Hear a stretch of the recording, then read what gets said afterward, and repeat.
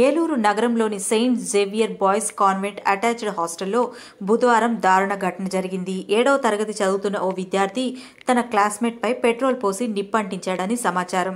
దీనిపై 3 town SI Prasad మాట్లాడుతూ తల్లిదండ్రుల ఫిర్యాదు మేరకు కేసు దర్యాప్తు చేస్తున్నామన్నారు. ఈ నేపథ్యంలో దెందులూరు ఎమ్మెల్యే చింతమనేని ప్రభాకర్ బాధిత బాలుడిని గురువారం పరామర్శించారు.